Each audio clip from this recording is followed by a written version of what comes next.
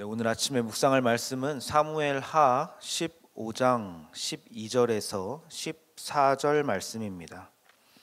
거룩하신 하나님의 말씀입니다. 제사 드릴 때에 압살롬이 사람을 보내 다윗의 모사 길로 사람 아비도헬을 그의 성읍 길로에서 청하여 온지라. 반역하는 일이 커감에 압살롬에게로 돌아오는 백성이 많아지니라. 전령이 다윗에게 와서 말하되 이스라엘 인심이 다 압살롬에게로 돌아갔나이다 한지라.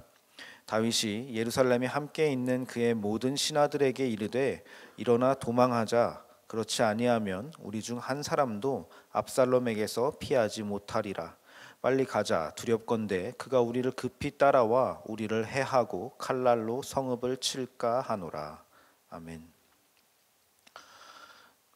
네, 지금 우리가 읽은 이 본문은 압살롬이 반란을 일으켜서 다윗이 도망을 가는 상황을 보여주고 있습니다. 압살롬은 왕위를 물려받을 수 있는 왕자 중에 한 사람이었습니다. 14장에서 성경은 압살롬을 어떻게 표현하냐 하면은 용모가 아름답고 그리고 청년이었다 이렇게 얘기를 하고 있습니다. 머리끝부터 발끝까지 흠이 없었다고 지금 얘기를 하고 있는데, 그러니까 압살롬을 상상해 보자면은 압살롬은 외모도 훤칠하고 굉장히 잘생긴 훌륭하게 생긴 사람이었고, 그리고 분위기도 카리스마가 있었고 지도력이 있었던 사람으로 저희가 상상을 할 수가 있겠습니다. 그러니까 사람을 확 사로잡을 만한 매력이 있었던 그런 청년이었던 것이죠. 어쨌든 그는 청년이었다라고 얘기를 하고 있습니다. 청년이라는 것은 똑똑할 수는 있어도 지혜로울 수는 없다는 것을 의미합니다. 또한 청년이라는 것은 혈기가 아직 살아있다라는 것도 의미하는 것입니다. 그러니까 똑똑하고 혈기왕성한 청년은 물러설 줄을 모르는 것이고, 부당한 것이 자기 눈에 보이면은 그것을 지적하고 고쳐야만 직성이 풀리는 시기가 바로 청년입니다. 그래서 압살롬을 우리가 쭉 보면은 압살롬은 원하는 것을 얻기 위해서는 어떤 과감하고 과격한 일도 자신이 서슴없이 그렇게 잘 저지르는 그런 사람으로 성경이 묘사가 됩니다. 처음에는 과감하게 형 암논의 죄를 물어서 형 암논을 죽이기도 하고요. 그리고 도망가서 살고 있는 자신을 다윗이 이렇게 불러와 놓고서는 만나주지를 않으니까 복귀시켜 놓기만 하고, 그리고 자신을 방치해 두니까 요압의 밭에 불을 질러 가지고 결국 다윗을 만날 수밖에 없는 상황을 그렇게 과격하게 저지르는 모습도 우리가 성경에서 볼 수가 있었습니다. 이것이 바로 청년 압살롬입니다. 그렇게 다윗을 만나서 결국에는 서로 입을 맞추고 화해하는 장면으로 14장이 마무리가 됩니다. 그런데 바로 그 다음 절인 15장에 오자마자 압살롬은 반란을 준비하고 반역을 준비해서 실행하는 모습을 우리가 볼 수 있습니다. 저는 묵상을 하면서 이 부분이 잘 이해가 되지를 않았습니다. 화해한 장면 이후에 곧바로 다음 절에서 반란으로 이어진다라는 그 내용이 제가 잘 해석이 되지가 않았습니다. 그래서 찾아봤습니다. 그래서 성경을 해석해 놓은 책들과 사람들은 이런 추측들을 합니다. 압살롬이 누이를 범했던 암논을 다윗이 제때에 처벌하지 않았던 것을 아직까지 마음에 품고 있다가 그런 것이다 라고 얘기하는 그런 내용도 있었고, 화해가 사실은 화해가 아니라 정치적으로 보여주기식의 어떤 쇼였다라는 그런 썰도 있었고요. 그리고 또는 왕위를 자기가 계승하고 싶은데 이런저런 이유로 왕위 계승해서 자기가 조금 멀어지는 것 같자 그때 와가지고 이제 다시 반란을 계획해서 왕위를 차지하려고 했다. 왕위 계승의 가능성이 희박해 보여서 반란을 일으켰다. 이런 추측들도 있었습니다.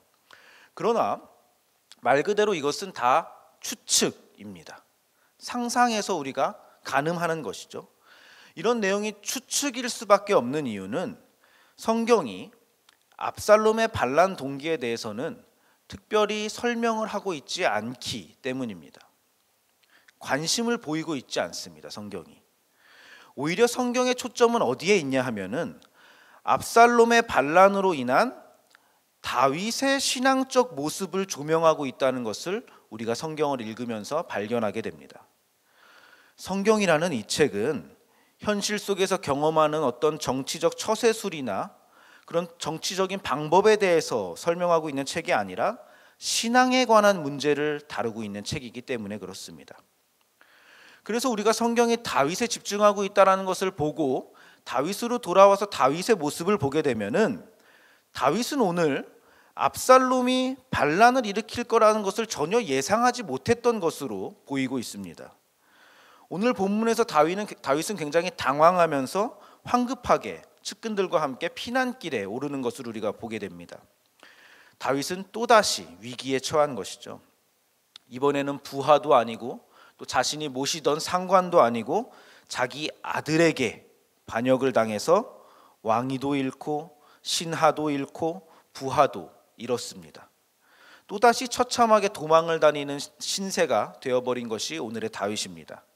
신앙이 흔들릴 수밖에 없는 상황에 다윗이 다시 처한 것이죠. 여기서 다윗이 신앙인으로 어떤 모습을 보여주고 여기서 다윗이 신앙인으로 어떻게 살아가는가를 성경은 말하고 싶은 것입니다. 앞으로 우리가 동네 새매줄 성경을 쭉 묵상하면서 다윗이 이 속상한 상황 속에서 어떤 인격으로 신앙을 살아내는지를 우리가 볼 텐데, 오늘은 특별히 그 중에서 시편을 통해서 다윗이 어떤 신앙적 심리 상태였는지를 함께 묵상해 보려고 합니다. 시편은 다윗이 노래했던 내용들, 다윗이 어떠한 상황 속에서 자신의 생각을 그렇게 시로 쓰고 표현했던 내용들을 담고 있는 책이라고 알려져 있는데, 그 중에 시편 62편이 바로 압살롬의 반란으로 다윗이 쫓겨났을 때 지은 시로 알려져 있습니다. 아픈 손가락이었던 아들에게 배신을 당했고 당장 할 수 있는 일이 없는 이 불안함 속에서 다윗은 시편 26편에서 이렇게 노래합니다. 5절부터 제가 한번 읽어보겠습니다. 나의 영혼아 잠잠히 하나님만 바라라. 무릇 나의 소망이 그로부터 나오는도다. 오직 그만이 나의 반석이시요 나의 구원이시요 나의 요새이시니 내가 흔들리지 아니하리로다. 나의 구원과 영광이 하나님께 있으며 내 힘의 반석과 피난처도 하나님께 있도다. 아멘. 여러분도 잘 아시는 구절이고 또 우리가 찬양으로도 많이 부르는 그런 가사가 바로 시편 62편입니다. 이 위기 상황 속에서 이 신앙이 흔들릴 수밖에 없는 자신의 고통에 직면한 그런 상황 속에서 다윗이 부르는 고요한 신앙 고백이 바로 시편 62편입니다. 바로 이 고백을 할 수 있는 것이 하나님의 사람, 하나님이 사랑하는 다윗이라는 인물인 것입니다. 다윗이 위기 속에서 지금 하는 일은 자신의 영혼의 상태를 성찰하는 일입니다. 잠잠히 하나님을 바라보라 라고 지금 자기 영혼에게 소리치고 있는 것입니다. 하나님만이 소망의 원천이시고 하나님만이 반석이시고 하나님만이 구원이시며 요새라는 것을 자기 영혼에게 지금 확인시키고 있는 다윗입니다. 자신의 심령은 지금 깨져 있고 평안을 상실해서 피난길에 오른 그런 지금 순간일지라도 다윗은 지금 신세를 한탄한다거나 원수를 향하여서 저주를 쏟아낸다거나 어떤 신적인 복수를 구하는 그런 노래를 부르는 것이 아니라 자기 영혼을 조용히 달래는 그런 기도를 하는 것을 우리가 확인할 수가 있는 것입니다. 우리도 세상을 살다 보면은 어려운 일이 한두 가지가 아닙니다. 인생이 쉬운 것이 아니라는 것을 우리 모두는 다 알고 있고 젊은 사람부터 어르신들까지 그런 것들을 다 경험하고 배워가면서 심화되어 가면서 우리는 인생을 살아갑니다. 건강도 해야 되고요. 재력도 어느 정도 있어야 되고요. 최소한 쪽팔리지 않을 정도의 어떤 지위와 명예도 우리에게는 있어야 됩니다. 그러나 그런 것들은 우리가 사는데 어떻게 주어진 우리의 환경인 것이고 그저 우리에게 주어진 우리의 조건인 것이고 그것들이 우리의 영혼의 대답이 되는 것들은 아니라는 것을 우리가 확인해야 됩니다. 우리의 운명과 우리의 가치를 내어줄 수 있는 것들이 우리의 환경과 조건은 아니라는 것입니다. 나의 구원과 영광이 하나님께로부터만 있고 내 힘의 반석과 피난처도 하나님께 있다는 이 모든 고백들은 이 다윗의 고백은 오늘날 우리의 고백이 되어야 하고 다윗의 그의 처절한 인생을 통해서 이해하게 된 하나님에 대한 어떤 해답을 지금 우리가 보고 있는 것입니다. 그래서 다윗은 우리에게 신앙의 모본이 되는 것입니다. 다윗이 밧세바 사건과 같은 최악의 죄를 저질렀다는 것조차도 우리에게 모본이 됩니다. 왜냐하면 그런 최악의 인간 다윗이 자신의 그런 처절한 죄를 통하여서 오히려 자신이 성숙해지고, 그리고 하나님에 대한 깊이를 더해가고, 이제는 이 위기 속에서도 하나님만을 바라보겠다는, 이 위기 속에서만도 하나님이 구원이시고 나의 죄악 속에서도 하나님이 구원자이시라는 이 지경에 이르렀습니다. 이것이 바로 하나님의 인도하심과 하나님의 양육이고, 하나님이 기르시는 것이고, 하나님의 일하시는 것입니다. 우리도 다윗보다는 몇 배는 못난 사람들이잖아요. 우리도 다윗보다 죄악된 사람이면 죄악된 사람이었지, 다윗보다 결코 못난, 다윗보다 결코 심하지 않은 죄를 짓고 사는 사람들이 아닙니다. 그러나 다윗의 못난 것을 발판으로 삼으셔서 다윗을 오늘 이 지경까지 키우시는 그 하나님이 우리의 하나님이다, 오늘날 우리의 하나님이 그 하나님이다라는 것을 우리가 정말로 믿는다면은, 우리도 어려움과 고통 속에서, 어떤 위기 속에서, 신앙이 흔들릴 수밖에 없는 그런 어려움 속에서 절망하고 마냥 좌절해 있을 수만은 없는 것입니다. 그래서 우리는 다윗처럼 기도해야 됩니다. 그래서 우리는 다윗처럼 노래해야 됩니다. 시편 62편의 노래를 우리가 불러야 되는 이유가 되는 것입니다. 자기 영혼과 대화해야 합니다. 어려움 속에서 넘어져 있는 것이 아니라 그때 나를 성찰하고 나의 영혼을 돌아보고 나의 영혼에게 소리치고 나의 영혼에게 덕담을 하면서 권면해야 되는 것입니다. 오늘 시편 62편의 다윗의 기도는 우리에게 끝끝내 하나님을 향한 중심으로 복귀할 수 있도록 우리를 위로하고 우리를 격려하고 있습니다.